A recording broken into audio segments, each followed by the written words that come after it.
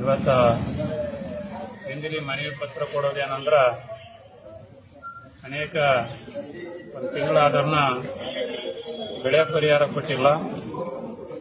ಮತ್ತೆ ಅನೇಕ ಇವತ್ತು ಸಿಎಂನವರು ಇವತ್ತು ವೈಮಾನಿಕ ಸಮೀಕ್ಷೆ ನಡೆಸಿ ಒಂದು ತಿಂಗಳದೊಳಗಾಗಿ ರೈತರ ಅಕೌಂಟಿಗೆ ದುಡ್ಡು ಹಾಕ್ತು ಅಂತ ಹೇಳಿದರು, ಬಂದಿಲ್ಲ. ಅದಕ್ಕಾಗಿ ರೈತರು ಇವತ್ತು ಕಷ್ಟದಲ್ಲಾರ ತಕ್ಷಣ ದುಡ್ಡು ಹಾಕಬೇಕು ಅಂತ ಇವತ್ತು ನಾವು ಮನವಿ ಕೊಟ್ಟಿವಿ. ಮತ್ತೆ ಅದೇ ರೀತಿ ಈ ಮುಂದುವರಿಸಿದ್ರು ಆದ್ರ ಇವತ್ತ ಒಂದು ತಿಂಗಳ ಗಡುವು ಕೊಟ್ಟಿವರಿಗೆ ಅದರೊಳಗ ರೈತರಿಗೆ ಏನೋ ದುಡ್ಡು ಬರ್ಲಿಕ್ಕಂದ್ರ ಹೆಚ್ಚಿನ ಸಂಖ್ಯೆದ ಇಡೀ ಜಿಲ್ಲಾದಂತ ರೈತರು ಮತ್ತೆ ನಾವು ಸೇರಿ ಈ ಜಿಲ್ಲಾ ಕಚೇರಿಗೆ ಮುತ್ತಿಗೆ ಹಾಕ್ಬೇಕಾಗ್ತದ, ರಸ್ತೆ ತಡೆ ಚಳವಳಿ ಮಾಡ್ಬೇಕಾಗ್ತದ, ಸತ್ಯಾಗ್ರಹ ಕುಂದಿರ್ಬೇಕಾಗ್ತದ.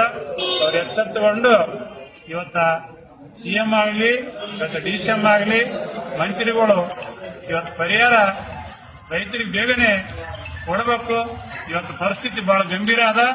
ಇವತ್ತ 2 ನದಿ ದಂಡಿಗೆ ಭತ್ತಗಳು ಇವತ್ತ ರೈತರು ಮೋಟ್ರ ಅನೇಕ ಸುಟ್ಟೋಗ್ಯಾವ. ಆ ಸುಟ್ಟೋದಂತ ಮೋಟ್ರಗಳಿಗೆ ಇವತ್ತೇನು ಸುಟ್ಟಾದಂತ ಪರಿಹಾರ ಕೊಡಬೇಕು.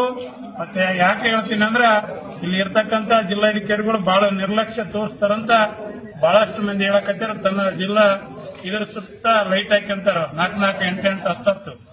ಇವತ್ತ ಬಡ ಓಣಿಯಲ್ಲಿ ಲೈಟ್ ಕೇಳಕ್ ಬಂದ್ರ ಇದು ದೀಪ ಕೇಳಕ್ ಬಂದ್ರ ಇವ್ ನಡ್ರಿ ಹೊರಗೆ ಅದನ್ನೆಲ್ಲ ಏನ್ ಕೇಳುತ್ತೆ. ಇನ್ನ ಅಭಿವೃದ್ಧಿ ಮಾಡಕ್ ಜಿಲ್ಲಾ ಅಧಿಕಾರಿ ಅಂತ ಈ ಜಿಲ್ಲಾದಲ್ಲಿ ಕುಂದಿರ್ಸ್ಯಾರ, ಬೇರೆ ಅದಕ್ಕೆ ಏನಿಗೆ ಕುಂದಿರ್ಸಿಲ್ಲ.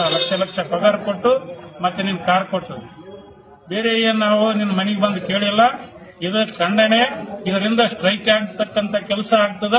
ಮುಂದಿನ ದಿನಗಳಲ್ಲಿ ಯಾರೇ ರೈತರಿಗೆ ಮತ್ತೀಗಿರ್ತಕ್ಕಂತ ನಗರ ಅದ ಜನರಿಗೆ ಅವಮಾನ ಮಾಡಿದ್ರ ಈ ಯಾದಗಿರಿ ಜನ ಸಹಿಸಲ್ಲ ಅಂತ ಹೇಳ್ತಾ ನಾನು 2 ಮಾತು ಮುಗಿಸ್ತೇನೆ.